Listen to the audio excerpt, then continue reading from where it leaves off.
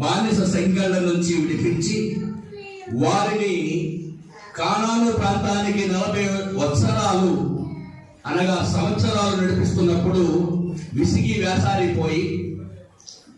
ఎందుకురా ఈ జీవితం,